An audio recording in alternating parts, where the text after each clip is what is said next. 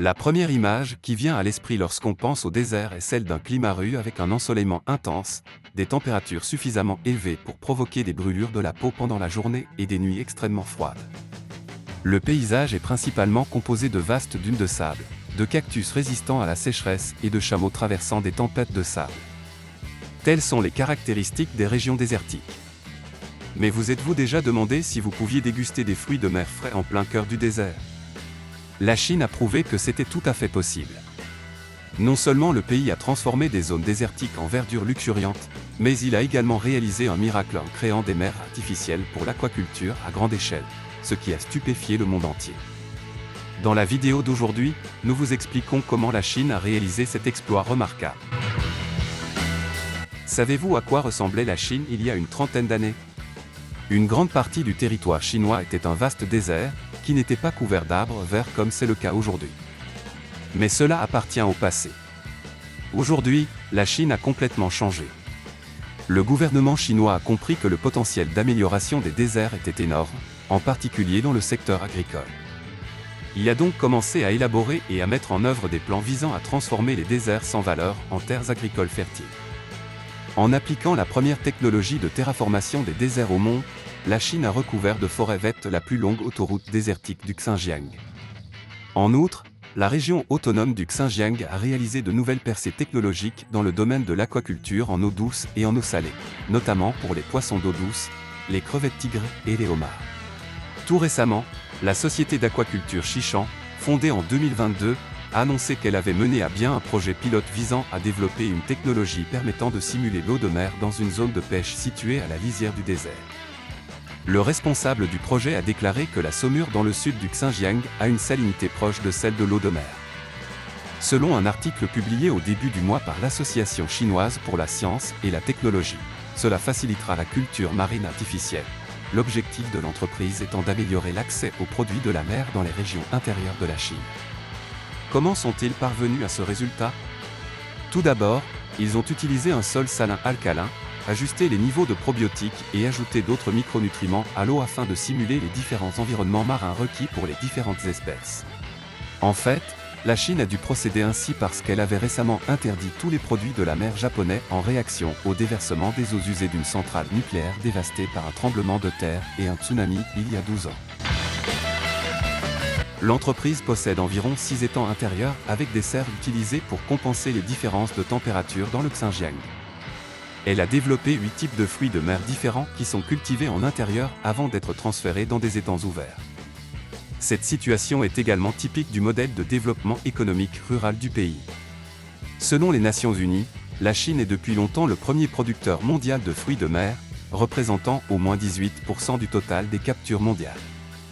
Pékin insiste de plus en plus sur l'importance de la sécurité alimentaire et cherche à devenir plus indépendant en matière de production agricole dans le contexte d'un marché alimentaire mondial instable, affecté par les tensions géopolitiques, le changement climatique et les guerres.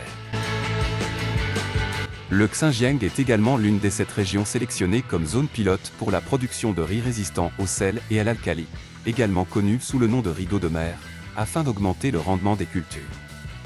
Comme vous pouvez l'imaginer, l'environnement aride rend difficile le développement agricole en raison du manque d'eau.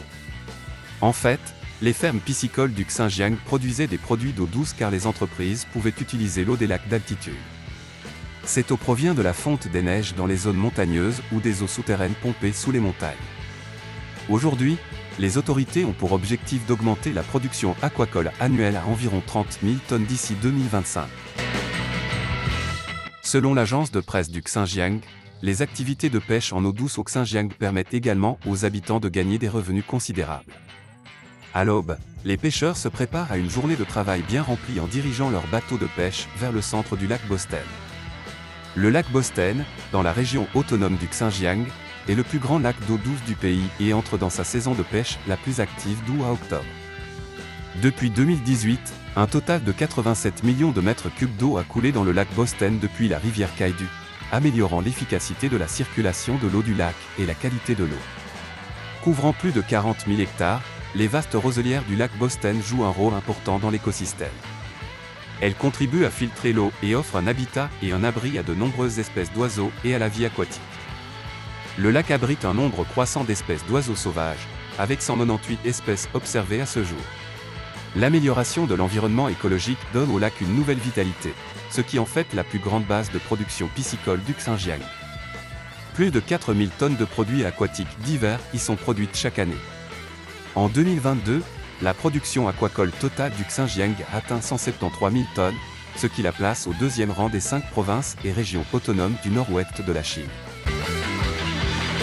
En fait, l'idée de créer une mer au milieu du désert ne date pas d'hier. Mais le succès de ce modèle prouve une fois de plus la force de la Chine dans le monde. Par exemple, en 1957, des scientifiques ont eu l'idée de créer une mer au milieu du désert du Sahara. Le premier à proposer cette idée était l'ingénieur écossais Donald Mackenzie. Il voulait inonder le bassin de Najaf et le transformer en mer du Sahara. Mackenzie a proposé un canal de 64 km de long reliant le Maroc au bassin. Cela créerait une mer intérieure de la taille de l'Irlande. En Égypte, un autre projet visait à amener la mer jusqu'au désert du Sahara. Les chercheurs ont proposé d'utiliser une explosion nucléaire pour le processus de creusement des tranchées. Le creusement de tranchées nucléaires implique la détonation simultanée d'une série d'engins explosifs enfouis dans le sol. L'idée était de créer ainsi un canal entre la mer et la dépression. Cependant, la bombe nucléaire qu'il était prévu de faire exploser était 100 fois plus puissante que la bombe atomique d'Hiroshima. Cela aurait causé de graves dommages à la région pour les années à venir. Toute vie dans la région aurait été détruite par l'explosion, et la côte méditerranéenne aurait également été gravement endommagée, réduisant la diversité de la vie marine. Conscient de ces conséquences critiques, le gouvernement égyptien a rejeté l'idée d'une mer nucléaire et a annulé le projet. La menace de la désertification met désormais le monde en péril. Les Nations Unies ont averti que le processus de désertification constitue l'un des plus grands défis environnementaux de notre époque. Le rapport des Nations Unies indique que d'ici 2030, l'industrie de la mode devrait consommer 35% de terres supplémentaires pour cultiver les matières premières nécessaires à la production de vêtements à bas prix. La quantité de nourriture perdue ou gaspillée chaque année équivaut en valeur à la production de 1,4 milliard d'hectares de terres agricoles. Au niveau de consommation actuelle, nous aurons besoin de 300 millions d'hectares de terres supplémentaires pour produire suffisamment de nourriture et assurer la sécurité alimentaire mondiale d'ici 2030. Mais cette précieuse ressource est fortement menacée d'épuisement. Chaque année, plus de 12 millions d'hectares de terres productives disparaissent en raison de la dégradation des sols, de la désertification et de la sécheresse. La dégradation des terres peut être causée par divers facteurs, tels que la sécheresse, la surculture ou les effets du changement climatique, et peut entraîner l'épuisement des nutriments dans le sol et la stérilité de la terre. Sans une intervention rapide, les terres continueront à se désertifier et à perdre leur productivité agricole. Le succès de la Chine dans la transformation des zones désertiques en terres économiquement intéressantes est un excellent exemple de la faisabilité de la restauration et de l'assainissement des terres, offrant une solution importante à un problème mondial. Que pensez-vous de cette question ? Nous aimerions connaître votre avis sur les efforts remarquables de la Chine en matière de restauration des terres.